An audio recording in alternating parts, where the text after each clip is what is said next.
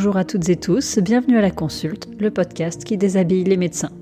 Avec ce podcast, je vous propose des récits authentiques et inspirants de médecins à propos de leur carrière professionnelle. Si vous souhaitez soutenir le podcast, parlez-en autour de vous pour le faire connaître. Je vous propose aujourd'hui d'écouter le récit d'Adèle, qui est gériatre, mais qui a aussi connu la maladie et un long parcours de soins. Adèle nous raconte son parcours d'étudiante, son orientation assez rapide vers la gériatrie, son travail dans une clinique jusqu'à l'annonce, plutôt particulière, du diagnostic. Ensuite, il y a eu le traitement, le soutien des collègues, le travail, comme un besoin et en même temps une frustration, jusqu'à la fin du suivi médical et une période de remise en question professionnelle. Je vous souhaite une belle écoute en compagnie d'Adèle. Bonjour Adèle, bienvenue à La Consulte. Bonjour, merci. Alors pour commencer cet épisode, je te laisse te présenter de la manière dont tu le souhaites. Alors je m'appelle Adèle, j'ai 45 ans, bientôt 46 d'ailleurs. J'habite en région grenobloise avec mon mari et notre fille qui a maintenant 9 ans. Et sur le côté médical et professionnel, je suis médecin gériatre, de formation de médecine générale, mais avec une orientation gériatrique rapide. Depuis la fin de l'internat. Et j'exerce actuellement dans un établissement mixte à la fois EHPAD et USLD dans la périphérie grenobloise. Voilà. Tu voulais faire quoi comme métier quand tu étais petite ? Alors, dans mes souvenirs de ce que je pouvais dire, je voulais être caissière ou boulangère. Voilà, rien à voir avec la médecine, mais j'aimais bien les chiffres, j'aimais bien jouer avec l'argent et j'étais gourmande. Donc c'est, en tout cas, dans ce que je disais et des souvenirs de réponse à cette question-là, quand j'étais enfant, je me souviens avoir dit un certain nombre de fois et pendant quelques temps, que je voulais être caissière ou boulangère. Voilà. Et alors, comment est-ce que tu es arrivée à la médecine ? C'est venu relativement tard. Je peux pas dire que ça a été une passion. L'envie, elle est venue probablement courant du lycée. Voilà. Bon, j'ai toujours été assez scolaire, assez bonne élève, sans exceller, mais voilà, j'étais assez studieuse. Puis au fin collège, lycée, j'étais intéressée par les matières, un peu la biologie, la biochimie. Tout ce qu'à l'époque on appelait les sciences nat. Voilà, ça, je m'orientais, je sentais bien que ça me plaisait. Alors après, pour autant, d'un point de vue, donc ça c'était plus sur mon intérêt personnel qui est venu au cours de l'enseignement, mais d'un point de vue familial, du coup, je suis comme assez classiquement, mon père était médecin généraliste. Et ma mère était était, parce qu'elle est retraitée bien sûr, mais elle était technicienne de laboratoire. Et au moment où j'étais lycéenne, elle travaillait en labo en tant que technicienne, mais dans une équipe à l'INSERM. Voilà, donc j'ai un peu baigné dans le domaine, on va dire, médical, un peu des sciences, de la recherche à tout petit niveau, hein. Donc globalement au lycée, je me suis orientée vers ça. J'avais le choix, je m'orientais soit vers la médecine, soit vers ce qu'ils appelaient biosup, biospé là, à l'époque. Et puis en terminale, je me suis dit que j'allais d'abord tenter médecine. Et puis en fonction des résultats et des résultats du concours ou pas, je verrai par la suite. Donc puis j'ai passé ma P1 en 2 ans. Et après, une fois que la P1 était validée, après on est lancé sur ces études-là, quoi. T'étais quel genre d'étudiante ? T'es restée studieuse et plutôt bonne élève ? Alors pas trop.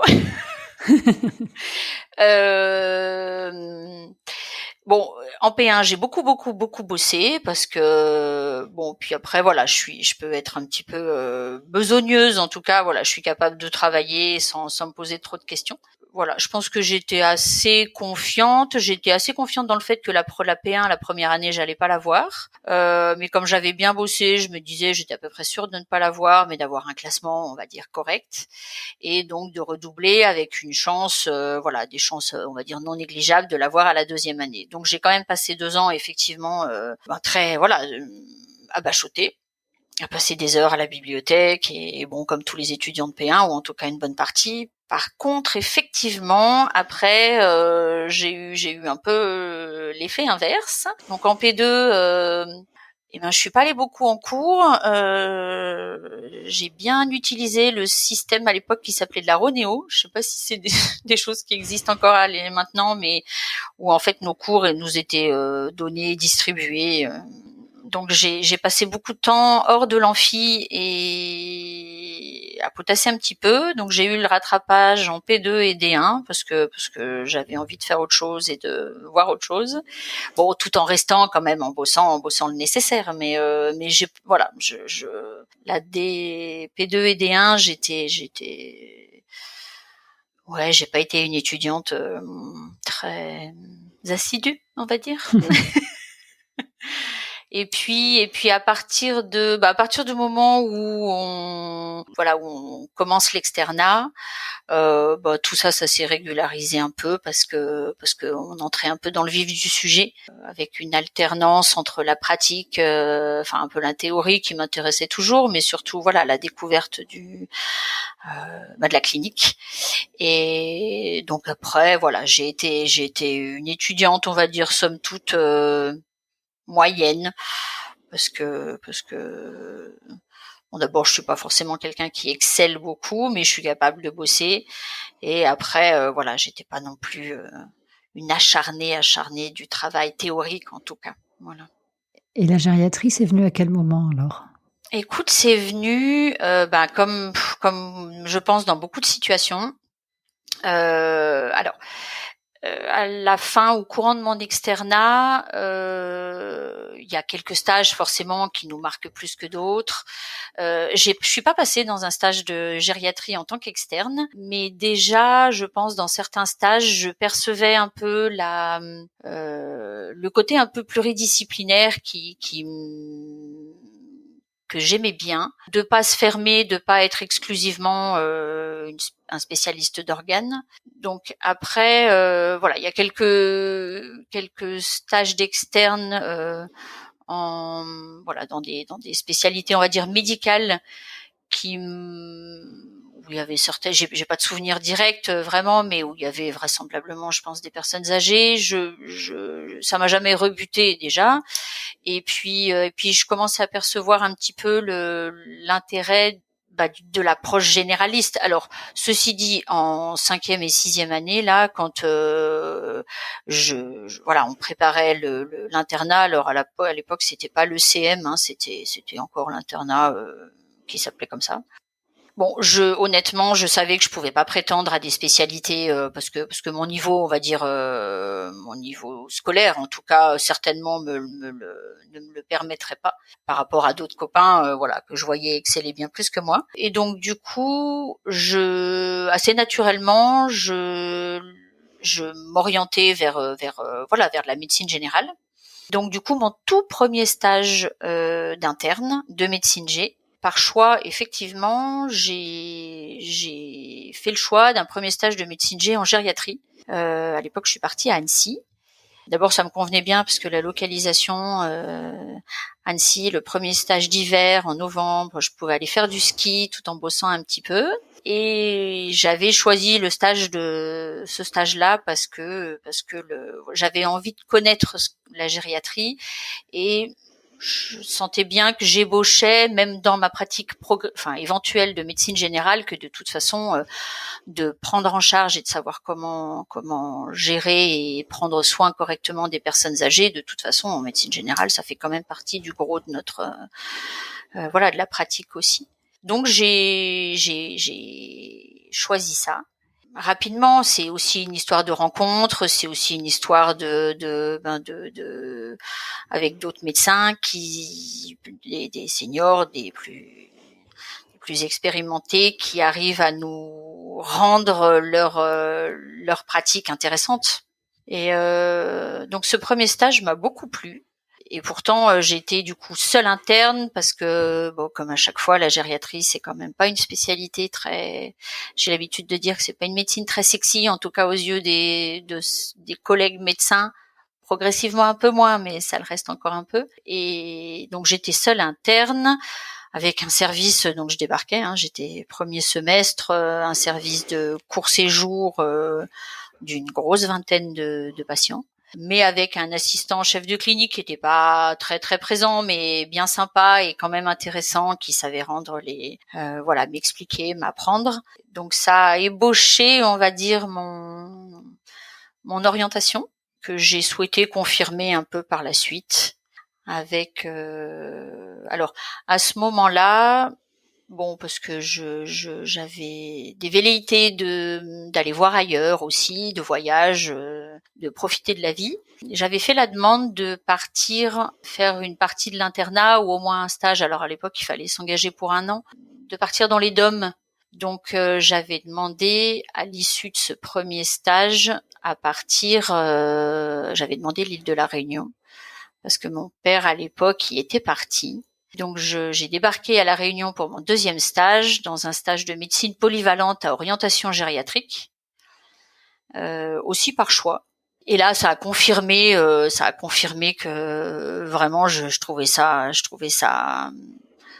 alors passionnant, je pourrais pas dire ça, mais en tout cas parce que je peux pas dire je suis une passionnée de gériatrie en tout cas, mais avec une pratique vraiment très très intéressante, variée, tant sur le plan somatique avec on fait toutes les médecines d'organes, puis tout le côté un peu humain, social aussi, et puis pluridisciplinaire, parce que la gériatrie ne va pas, en tant que médecin gériatre, on n'est rien si on n'a pas de kiné, si on n'a pas des rééducateurs, si on n'a pas d'assistante sociale, si on n'a pas de psycho. Donc c'est vraiment c'est aussi un travail en équipe que j'ai appris et que j'ai beaucoup apprécié.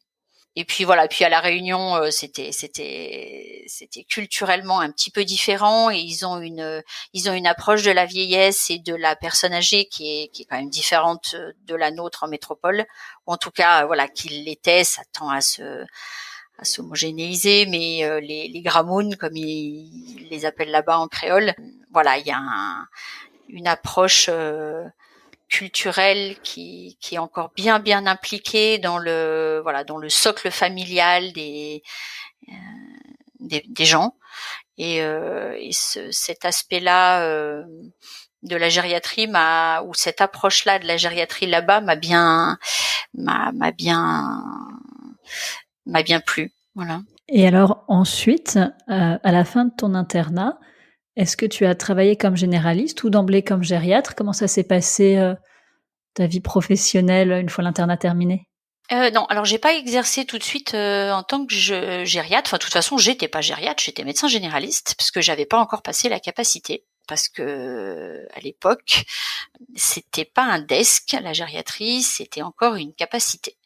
Donc c'était une formation complémentaire, une fois que notamment accessible aux médecins généralistes. Donc à l'issue de mon internat, pour des raisons personnelles, pour rejoindre mon conjoint qui vivait en région parisienne à l'époque, donc je suis partie là-bas, et tout en passant ma thèse, parce que j'ai fait ma thèse après la fin de mon internat, sur un sujet gériatrique, parce que ça j'avais souhaité le faire, mais donc du coup j'ai d'abord fait tout en faisant la thèse, j'ai fait des remplacements en médecine générale.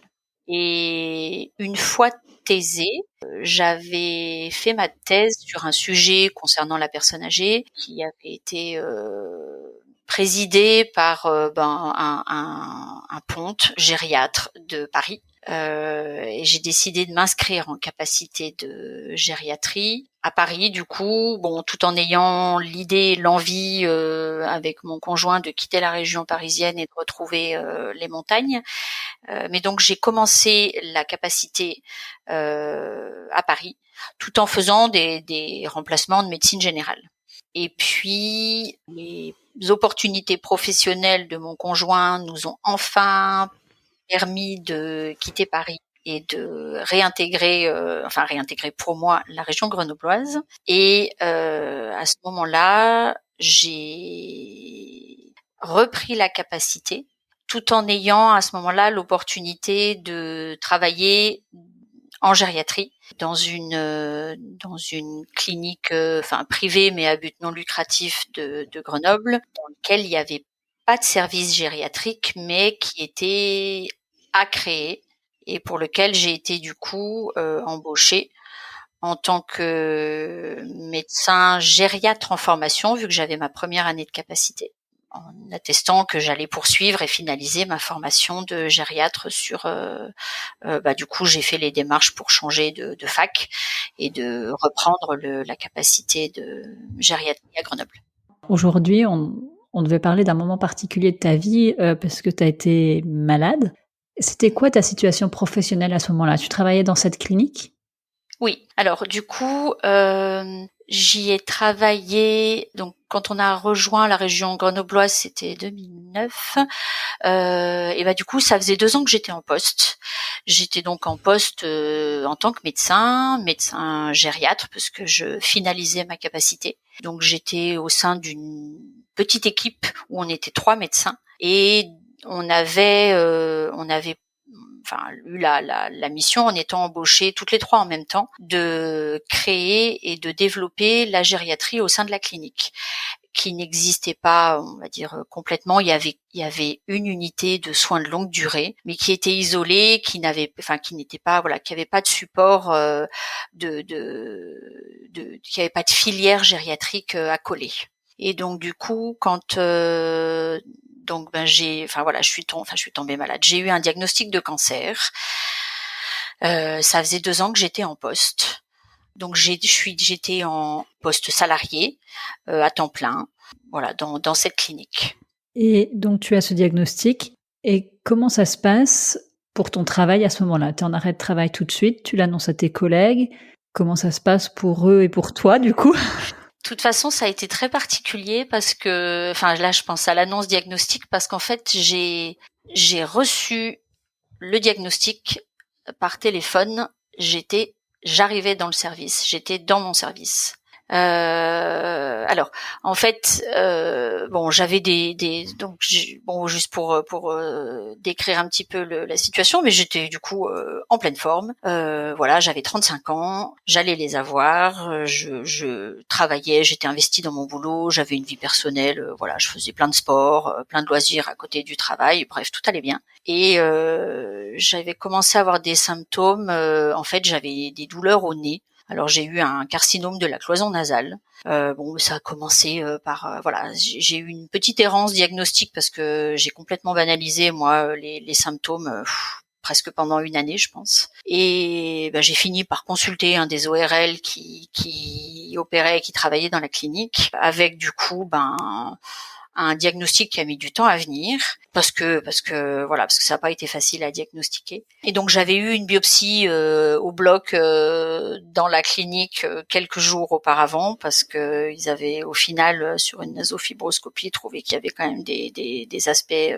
suspects. Et comme j'allais très bien j'avais une semaine d'arrêt, j'allais très bien au bout de 3-4 jours, donc en fait je suis retournée bosser un jeudi vendredi alors que j'avais eu la biopsie le lundi.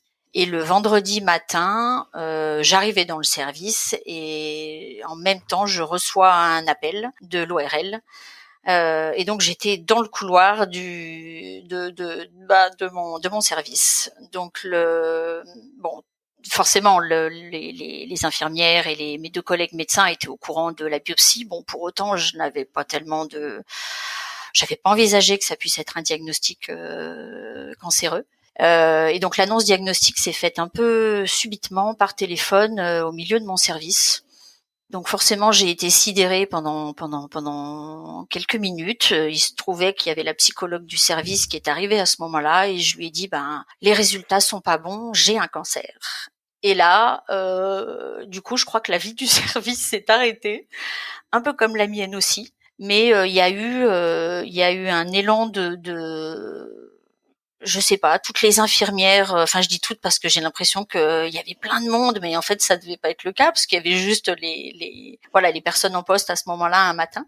Mais tout le monde m'a entourée, on est allé dans la salle de café, on a pris un petit déj, j'ai eu une annonce diagnostique un peu particulière et ma collègue est arrivée dans les entrefaites, on était en train de boire le café avec l'équipe infirmière et soignante. Et là, je lui ai dit aussi, elle m'a regardée, elle me dit alors, ça va? Et je lui ai dit, ben écoute, j'ai un cancer de la cloison nasale. Et là, ben c'est elle qui a fait mon arrêt de travail, ma collègue. Enfin, tout ça, c'était tout intriqué, c'était un peu particulier, mais à la fois très bienveillant parce que j'ai pas été toute seule. Et ça, c'était chouette. Et donc, par contre, le vendredi à 10h, j'avais un arrêt de travail. J'ai quitté le service. J'avoue que j'étais un peu sidérée, je pense. Et après, j'étais plus médecin. J'étais malade avec un rendez-vous en urgence, du coup, avec un ORL du CHU que j'avais pu obtenir. Et là, après, a commencé ma vie de patiente, tout en étant médecin, parce que tout au long de mon parcours, j'ai eu la possibilité bien sûr, mais j'ai eu la chance de pouvoir être encadrée, accompagnée par une équipe médicale, enfin de mes collègues, là je parle, qui dès que je pouvais reprendre le travail, j'ai pu gérer, on va dire, au mieux les phases où j'étais patiente, où j'étais malade du coup, et quand je me sentais prête ou que j'avais la possibilité, que j'étais en état de pouvoir reprendre mes fonctions de médecin. Et je crois que certainement que ça m'a aidé à traverser tout ça aussi, de pouvoir continuer à travailler quand je le pouvais, quand c'était possible. Parce que alors, forcément, ça a commencé par une chirurgie, mais c'est une chirurgie au niveau du visage, avec une chirurgie, j'allais dire délabrante, où ils m'ont complètement, enlevé tout. Alors, ils appellent ça la pyramide nasale, les ORL et les chires maxillofaciales, mais bon, en gros, ils m'ont enlevé tout le nez. Voilà, plus tout, j'en sais rien, toutes les cloisons, tout à l'intérieur qui était la tumeur, avec un curage ganglionnaire aussi qui m'a fait une belle cicatrice d'oreille à oreille au niveau du cou. Donc forcément après il y avait, disons que c'était bien visible au milieu du visage, et je me suis retrouvée avec un trou, un orifice à nu au niveau du visage. Et donc il y a eu moi ce que je décris comme plusieurs étapes, parce que il y a eu la phase vraiment de traitement du cancer, donc la chirurgie. Après j'ai eu quelques semaines de pansement, de récupération, jusqu'à ce que j'entame 6 semaines après une phase de chimio et radiothérapie. Donc ça c'était la phase vraiment de traitement du cancer. Et après il m'avait bien, je dis il parce que du coup j'ai été opérée à 4 mains en fait, avec 2 chirurgiens, un ORL et un maxillofacial. Et en fait le maxillofacial m'avait bien expliqué un petit peu toutes les démarches, parce que après le traitement en tant que tel, donc la chirurgie et puis la chimio-radiothérapie, ce qui a aussi pris beaucoup de temps dans mon parcours global, ça a été la reconstruction. Mais que de toute façon, j'avais un laps de temps minimal à respecter entre la fin du traitement et l'autorisation, entre guillemets, à commencer la reconstruction, pour être sûr qu'il n'y ait pas de récidive locale, que le site opératoire soit sain, pour ensuite commencer toute la phase de reconstruction. Donc en fait mon parcours médical, il s'est fait comme ça, en plusieurs étapes qui ont pas, qui au total ça a pris 7 ans. Bon, alors bien sûr, j'ai pas été 7 ans malade tout le temps, mais j'ai eu quand même des grosses périodes où de toute façon mon premier arrêt, il a été mon premier arrêt après la chirurgie et la radiochimiothérapie, il a été de 9 mois à peu près, à l'issue desquels j'avais, dans un premier temps, j'avais déjà apprivoisé mon visage, appris à faire mes pansements pour que je puisse avoir un visage juste avec un pansement à la place du nez. tout s'est fait un peu par, voilà, j'avais des grosses étapes un petit peu prédéfinies qui avec un temps j'allais dire de repos entre les deux, de repos sur le plan de cicatrisation et de validation de la bonne évolution.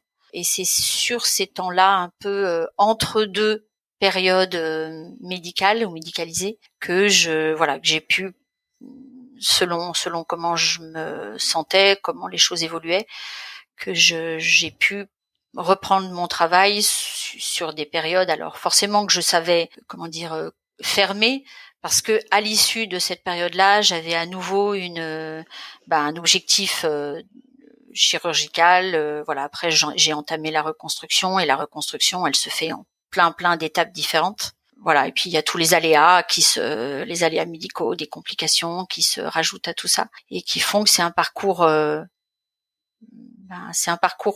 personnel et professionnel assez chaotique et qui est imbriqué l'un dans l'autre. Il y a donc c'est cette année où tu es absente de ton travail, tu reviens travailler, tu es absente, tu reviens, etc. Ça t'apportait quoi de retourner au travail? Est-ce que c'était pour l'argent, parce que tu étais au bout de tes arrêts de travail et qu'il fallait bien gagner de l'argent? Est-ce que c'était le plaisir de revoir les collègues qui apparemment étaient plutôt soutenants? Est-ce que c'était le fait de se sentir utile? Ça t'apportait quoi de retourner travailler? Alors la première chose qui me vient, c'est que ça m'apportait la vie. Juste, alors, en tout cas, il y avait aucune raison financière parce que, alors, j'ai eu une chance inouïe, hein. Enfin, en tout cas, j'en ai conscience.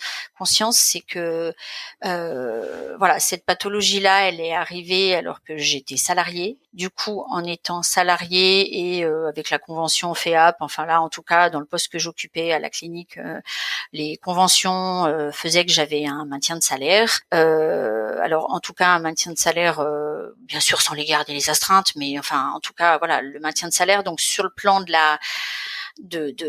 j'ai jamais eu de contraintes, on va dire. Enfin, j'ai jamais ressenti la contrainte financière, ce qui est une vraie chance parce que j'ai pu ne pas avoir d'inquiétude de ce côté-là et être totalement, on va dire, totalement sereine quand j'étais en arrêt et voilà, sans aucune inquiétude financière pécuniaire. Donc ça, c'était pas du tout la motivation. Bon, bien sûr, voilà, ça rentrait dans le cadre d'une affection longue durée. Donc après, il y a des règles de temps, d'absence, de congé, etc. Mais enfin, d'arrêt maladie. Mais non, la motivation, en fait, c'est je crois que la médecine est mon métier, ça fait partie de moi, ça fait partie de la vie, ça fait partie de mon besoin d'arriver à concilier, voilà, et je m'épanouis aussi en travaillant et je crois que dans le contexte de cancer ou de maladie, on va dire, quand je me sentais prête, j'avais besoin de retravailler parce que c'était reprendre la vie normale, même si voilà, je savais que j'avais des échéances qui allaient se représenter à nouveau et qui, alors voilà, j'avais ce besoin-là de retravailler. J'ai été, en tout cas tout le temps, voilà, l'équipe avec laquelle je travaillais m'a toujours dit, mais tu prends le temps que tu as besoin et quand tu reviens, tu reviens. On s'organisera toujours pour que je sois inclus dans l'équipe. Donc après entre-temps le service de gériatrie s'était étoffé, il y avait différentes en fait au moment où moi j'ai eu mon diagnostic de cancer, je venais depuis 3 mois, on avait eu l'information et en tout cas les moyens pour développer une équipe mobile de gériatrie. Donc ça c'est quelque chose que moi j'avais pris en charge, mais vraiment les derniers mois avant ma première absence. Et donc du coup la reprise du travail, à la fois c'était un vrai besoin et puis d'un autre côté c'était frustrant parce que je savais que je revenais, mais avec une échéance qui était fixée, parce que bon, même si j'avais pas la date précise de la prochaine opération, mais de toute façon, je savais que j'avais X étapes encore à faire. Et j'étais à la fois, je souhaitais m'impliquer, et puis forcément, j'étais un peu entre deux situations qui aucune ne me permettait d'être complètement, enfin en tout cas, voilà, mon suivi médical ne me permettait pas d'être complètement investie dans le développement et voilà de mon service.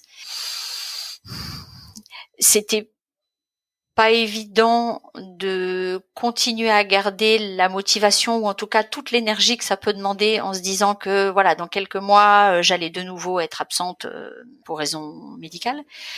Mais pour autant c'était indispensable pour moi de retravailler. De toute façon, en fait, quand je sentais quand j'en avais besoin. Voilà, à chaque fois, il y a un temps, le temps médical il y a un temps, il y a un temps physique, et puis il y a aussi un temps psychique.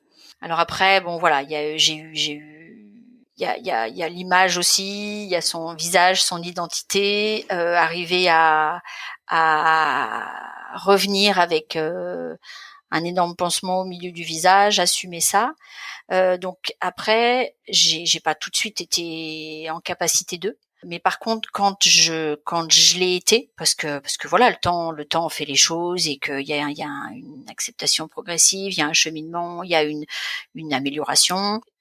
En fait, j'ai jamais envisagé de ne pas du tout travailler. En fait, dès que je me sentais, je reprenais. Bon, de toute façon, j'ai jamais été complètement hors contact de mes collègues. En fait, je leur donnais des nouvelles par mail. Enfin, voilà, de temps en temps, j'ai gardé le lien, on va dire téléphonique ou écrit avec mon service. Et puis voilà. Puis de leur côté, effectivement, voilà, ils ont toujours pris de mes nouvelles. Alors, c'est sûr que j'allais dire le cancer il y a, je sais pas, c'est une maladie qui provoque de la bienveillance en contrepartie, je pense, je sais pas. Et en tout cas, l'équipe médicale, mes collègues, l'équipe soignante, voilà, tous les gens, même les collègues des autres services, voilà, j'ai toujours rencontré beaucoup de soutien de leur part. En tout cas, ils sont très très prévenants et quand je revenais travailler, j'avais ma place.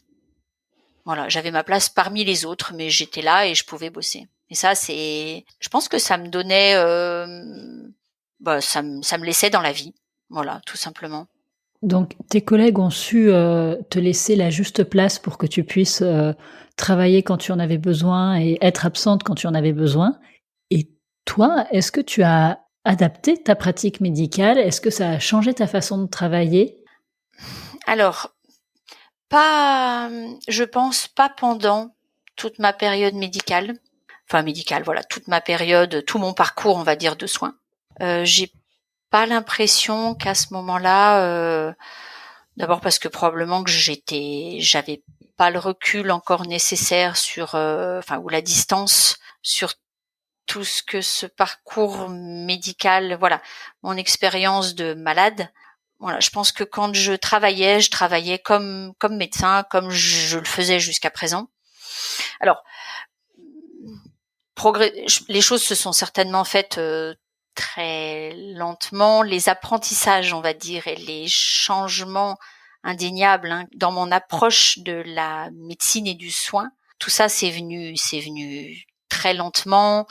Voilà, ça s'insinue progressivement. C'est surtout aussi beaucoup lié à, je pense, j'allais dire aux expériences, mais vraiment très ponctuelles que j'ai eues tout au long de mon parcours, qui m'ont fait prendre conscience de certaines choses dont je n'avais aucune idée en tant que médecin, n'ayant jamais été malade. Ça, c'est une certitude. Mais pour autant, quand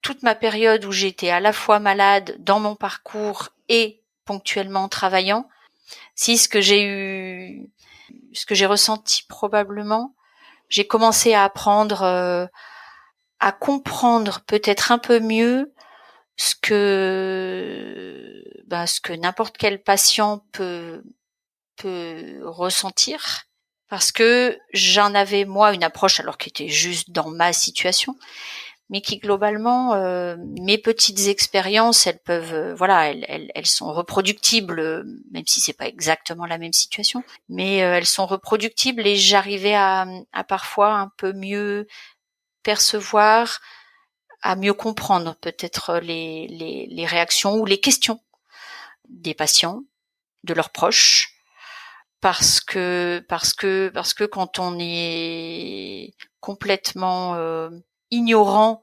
de l'environnement médical, il y a beaucoup de choses que les gens ne comprennent pas, ne perçoivent pas. Et moi, de mon fait, alors que je savais, l'environnement hospitalier ne m'était pas du tout inconnu.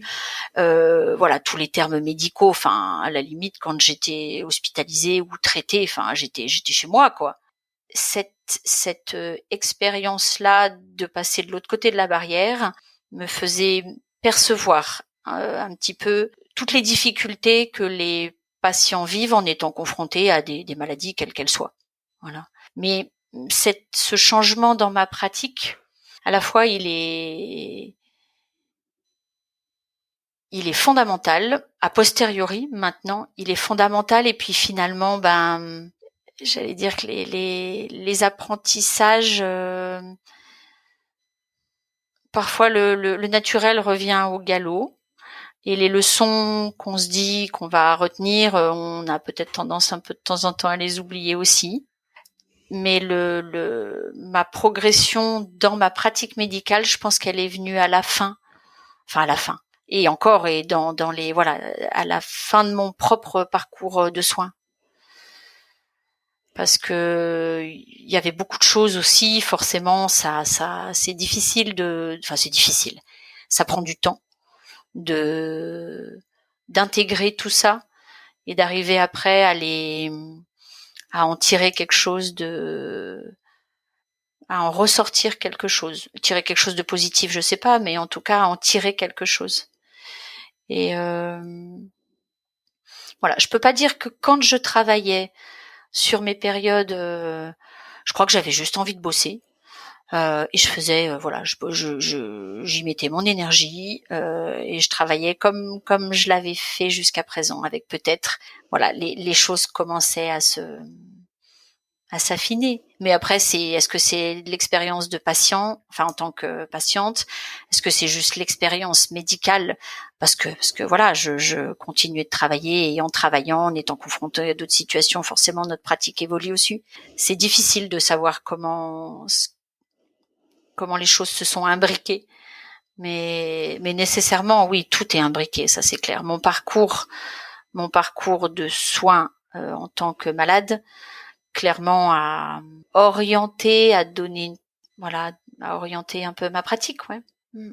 Finalement, le médecin que tu étais avant ce diagnostic et 7 ans après, c'est plus exactement le même médecin, grâce ou à cause, je sais pas, ton vécu personnel en tant que malade, mais il y a aussi effectivement une expérience, parce que 7 ans c'est long, donc forcément en 7 ans, il y a de l'expérience. Et tout ça, ça a façonné le médecin que tu es maintenant. Mais alors, tu as arrêté l'équipe mobile? Alors, oui. Alors, j'ai arrêté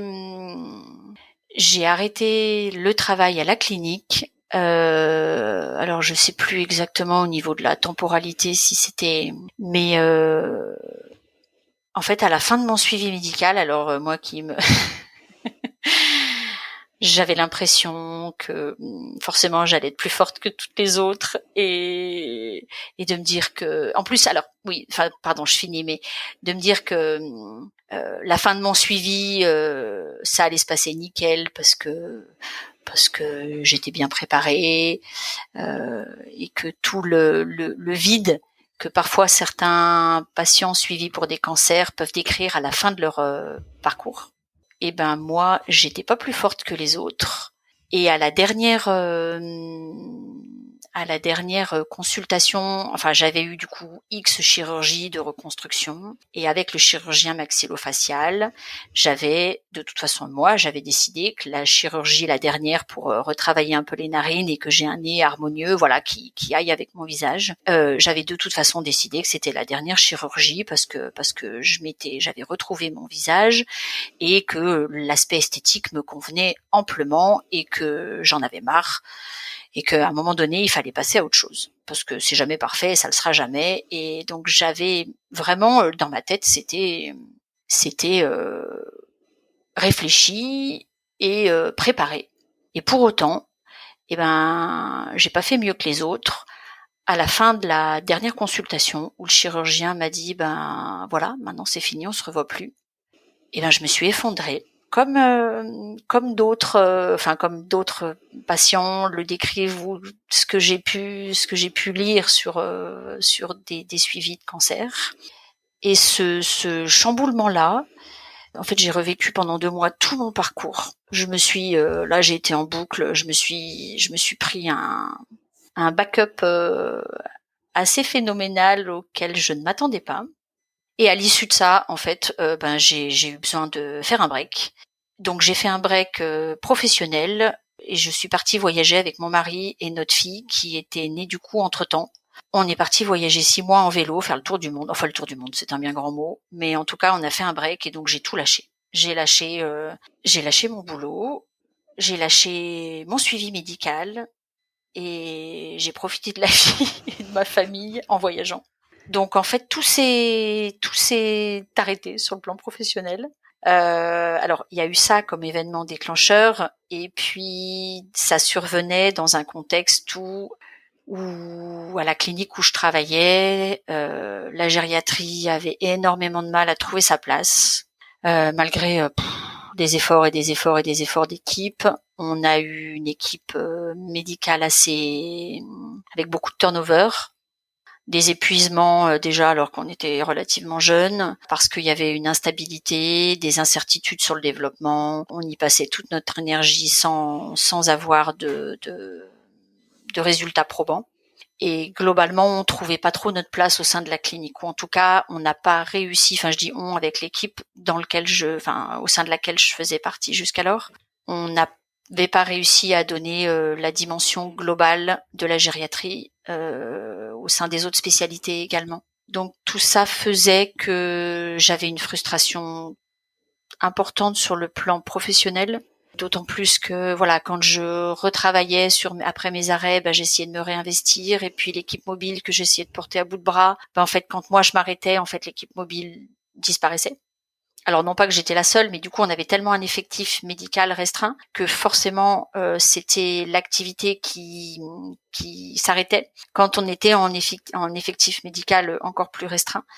Parce que mine de rien, quand il y a des patients dans les lits de court séjour de SSR et que l'équipe mobile, en fait, on rayonne dans les autres services, mais ils sont malgré tout, ils ont d'autres médecins référents. Donc cette équipe mobile, elle s'arrêtait systématiquement. Et du coup, un jour c'était oui, un jour c'était non, et on a eu beaucoup de mal à avoir de la légitimité, même par rapport à nos collègues d'autres spécialités, pour appuyer le développement de la gériatrie au sein de la clinique. Donc ces difficultés-là, plus le retour de bâton que moi j'ai vécu à l'arrêt de mon suivi médical, à l'arrêt de mon parcours médical, m'a fait complètement arrêter. Voilà, j'ai eu besoin d'aller voir ailleurs, d'arrêter de bosser et de reprendre à distance autre chose. Et cette autre chose, quand on est rentré de voyage, ça a toujours été la gériatrie, bien sûr, parce que ça, jusqu'à maintenant, j'espère que ça va pas changer. Je reste accrochée et très intéressée par cette spécialité. Mais du coup, j'ai choisi de la faire à la fin de au retour de voyage, en tout cas, de la faire dans la branche médico-sociale et plus sanitaire, parce que le sanitaire pur m'avait, je pense, épuisée. Alors, c'est compliqué de dire qu'il y a que ça, parce que je pense qu'il y avait aussi tout le parcours médical en tant que malade, mais cette incapacité à intégrer un projet auquel on tenait tellement au sein d'une structure hospitalière, qui était une clinique, mais une structure de soins hospitalière. J'y ai laissé des plumes aussi, je pense, sur le plan de ma motivation professionnelle. Donc je me suis laissé le temps de voir, d'aller donner une autre orientation à la pratique gériatrique vers le médico-social. Donc à l'issue de ça, j'ai eu une première expérience de médecin co qui m'a un petit peu frustrée aussi parce que me manquait la partie soins, vraiment soins cliniques. Donc j'ai retenté J'ai retenté en me disant allez, maintenant je suis un peu à distance de tout ça, je vais me réinvestir dans ma vie professionnelle, je vais quand même laisser une chance à la dimension gériatrique hospitalière qui est pluridisciplinaire, hein, avec toute la filière gériatrique qui avait malgré tout, qui s'était développée une fois que j'étais partie moi. Bon, j'ai retenté une petite année. Et puis c'était tellement compliqué et sans fin, des problématiques de multiples, qui fait que j'ai définitivement, je ne sais pas parce qu'il faut jamais dire jamais, mais pour l'instant j'ai mis une croix sur la gériatrie en milieu hospitalier et j'ai trouvé un bon équilibre pour l'instant avec ma position en ce moment. Du coup, je suis médecin co en EHPAD, mais c'est un établissement où il y a à la fois un EHPAD et une USLD. Donc on est 2 médecins et avec cette spécificité-là, on est médecin traitant des résidents qui vivent. Donc je fais de la clinique parce qu'en fait je suis quand même majoritairement médecin traitant des résidents de l'EHPAD et médecin co quand je peux. Voilà où j'en suis de ma pratique actuelle. Et est-ce que tu es heureuse dans ta pratique actuelle ? Alors sans tenir compte des difficultés de plus en plus présente en 2022 en post-Covid et sur l'accès aux soins, voilà. Sans tenir compte de ça, et parce que c'est une réflexion et des discussions sans fin. Mais oui, clairement, c'est une pratique. La médecine gériatrique me plaît et l'approche généraliste, humaine, un peu sociale. Voilà, touche à tout de la gériatrie. Voilà, je suis, c'est une spécialité vraiment que j'aime et dans laquelle je me sens bien. Et je pense que pour en revenir à mon expérience, enfin à mes quelques années où j'ai été moi aussi malade, la médecine gériatrique, c'est une médecine en tout cas que moi j'envisage comme ayant besoin d'être peut-être encore plus humaine que les autres médecines. Et je dis ça, j'ai sans aucun jugement pour les autres pratiques, hein, mais où on a une réflexion sur le soin raisonné, le soin raisonnable, jusqu'où on va, et cette approche-là de cette réflexion médicale-là, moi, elle me titille, voilà. Enfin, et peut-être parce que aussi j'ai été malade, que j'ai compris, que j'ai vécu, j'ai ressenti certaines choses que j'arrive à reporter, enfin à reporter pas au sens faire peser, hein, mais au sens à projeter sur ma pratique auprès des personnes âgées. Donc oui, clairement, pour l'instant, d'un point de vue de ma profession et de mon métier, ouais, clairement, ça me plaît. Je te propose de passer à la dernière question rituelle du podcast. Quelle est ta tenue de travail ? Je suis en blouse, avec même j'ai pantalon, un t-shirt de ville et la blouse par-dessus. Alors parce que du coup là, quand j'étais en sanitaire, quand j'étais à la clinique, clairement j'étais même en tenue complète, la blouse, la veste et enfin le pantalon, la tenue pyjama quoi, plus la blouse. Et là, en tout cas quand je fais du soin. Je m'habille avec pantalon et la blouse par-dessus. Après, les fois où les après-midi, quand on enchaîne les réunions ou les trucs, je la mets pas nécessairement. Mais par contre, effectivement, dans la pratique clinique, je suis en blanc. Ouais, j'ai gardé le réflexe inculqué depuis le jeune âge de la blouse quand on fait de la clinique. Ça veut dire qu'on peut garder la blouse même dans le secteur médico-social ? Eh ben, alors probablement oui. Alors c'est vrai que là, du coup,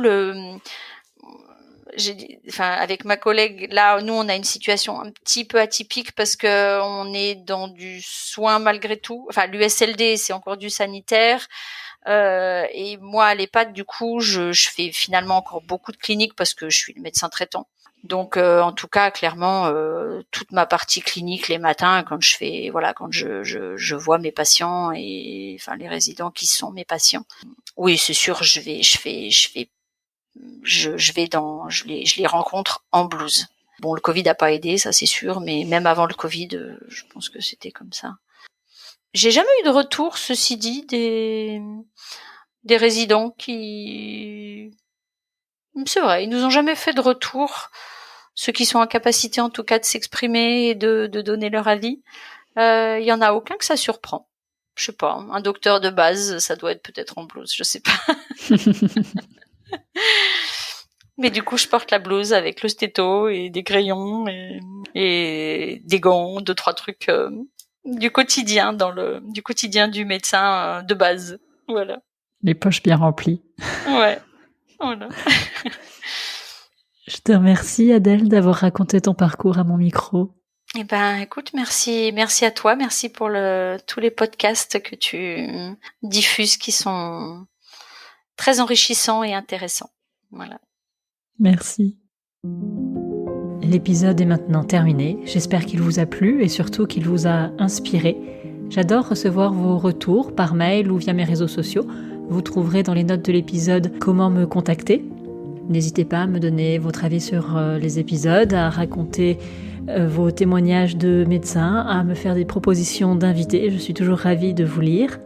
Si vous souhaitez soutenir ce podcast, n'hésitez pas à en parler autour de vous. C'est le bouche à oreille qui lui permet de se faire connaître. Et n'hésitez pas non plus à mettre une note 5 étoiles et un commentaire sympathique sur vos applications de podcast. Vous pouvez me retrouver sur mes réseaux sociaux, Twitter et Instagram, Podcast La Consulte. Et aussi, n'hésitez pas à vous inscrire à ma newsletter. Toutes les références sont dans les notes de l'épisode. À bientôt!